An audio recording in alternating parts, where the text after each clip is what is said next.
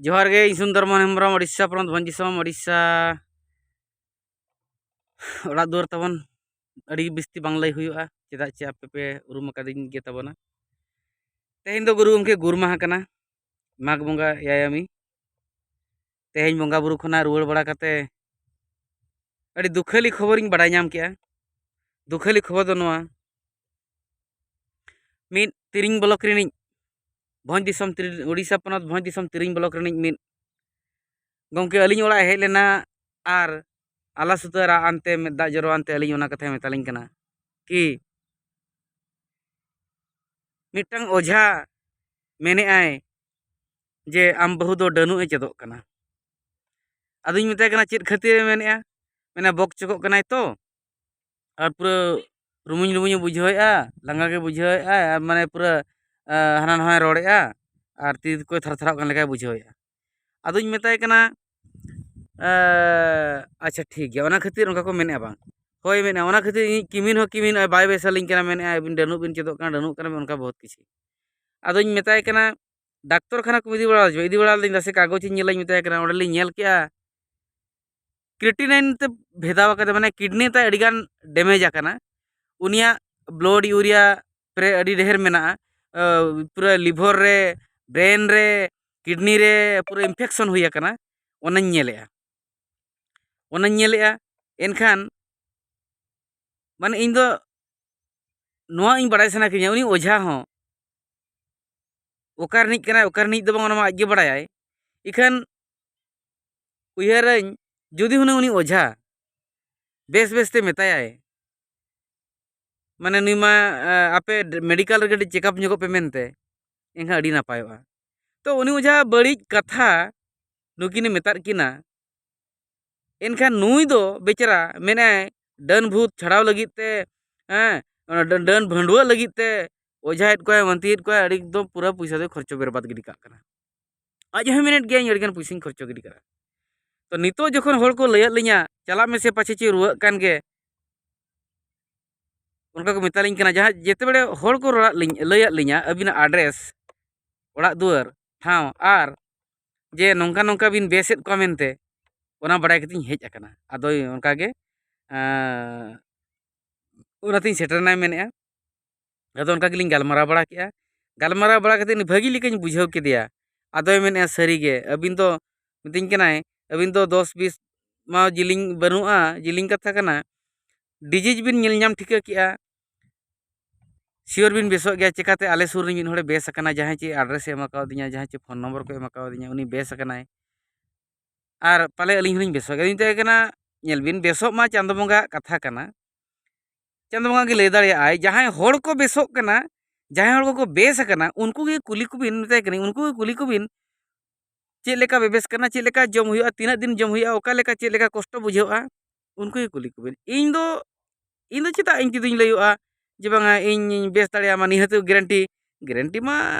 होड़ दो को एम दाड़े इन माना गारंटी बई एम दाड़िया कना मेताय कनाñ चेदा चे ओना गारंटी एम ओना बई गान धराया इखान जहां तिना को बेसो कना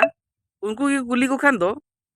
भागी सही को लय उनको गारंटी को लय दाड़िया ए आज लय दाड़िया इन गारंटी बेस कना गारंटी रानिंग जम का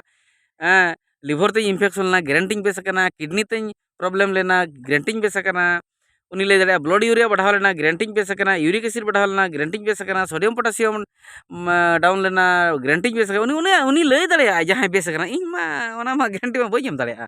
अदो जाहो उनी बुझावनाय तापरे दो मेने आय जहां जहां को प्रॉब्लम बिन बुझावेआ नेल केआ कागज रे ओना ओना को रान दो एमालिኝ बिन अदो एमा दिया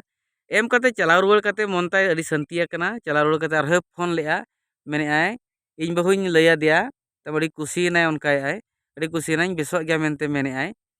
और आज ठिका नाम के बांगे इजा हड़म रे डन बंगा दो बाको संभावा का दिया चे बई संभावा का आज ओना पतिया ना तायम दो जे बेमार गे मेना मेनते अदो इन दो नोआ गे मेन सनाñ कना जहां तिना के पे ओझा कान ताबन उनका दो अलपे ओझा ताकि ओड़ा रे प्रॉब्लम सृष्टि लेका हड़ को अड़ीसा को लेका उनका दो अलपे ओझा जुदी पे ओझा पे बड़ाय तबन नापाय कथा के रान रान मुर्गन को पे बंगा बुरु को माने जहां तिना बड़ी 10-20 को लगाव का को लगा को पे ओना आपे गुण बिरद जहां लेका माने उनका व्यवहार पे इखान मिटंग रुआ गे रुआ गिज दो आम उनी बोंगा तेम नोंका कना मेनते ओना दो आलोबन मेता चेदा उनी दो गoj उतरोय बखान जहां जुदी रुआ कना मेडिकल हम भेजा दो लगती कान गया मेडिकल चलाव कते चेकअप माय रान मुरगान रे जम मा ओना दरकारोग कना आर बखान दो निना बडाय पे तबन ओझा गमके को आपिरा बिरदा हो ठीक बाय ताना आर पे भंडुआ गन खान मिद दो आदो बाको पचार पे जहां लेका नुई पेशेंट इन ठने हेज लेना उनी बडाय नाम किदि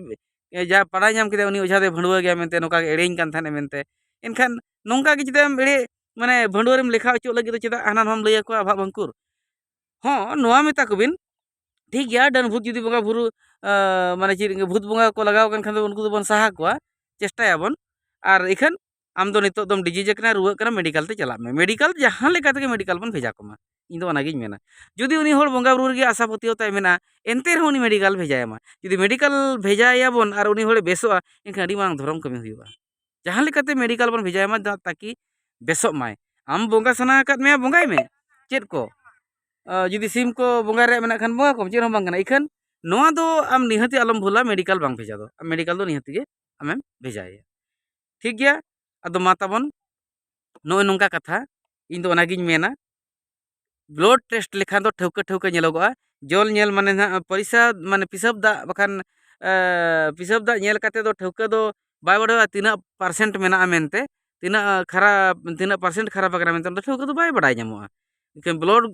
चेक लेखान दो जतो ठौका ठौका जामोआ तीना जे चिका हाकना मेनते अदो ब्लड ताबन चेक मा चेक काते जहां रे चला पे कुबराज हुयन डॉक्टर हुयन आपे चला पे रानो पे नापाय कथा गे आर जुदी इन ठेन सला न्यापाम सना पे इन ठेन जुदी रानो सना पे एनखान तो फोन नंबर ताबन ऑल पे मा 8763604005 आर दोढ़ा 8763604005 इन नोआ जहां लई के दो नोआ गे नातन फोन पे तो नोआ को तेगे पैसा को हर दो को भेजाइन कना रान को इदीया आर व्हाट्सएप नंबर दो हुयुग कना 6370681956 6370681956 मा ताबन जोहार गे।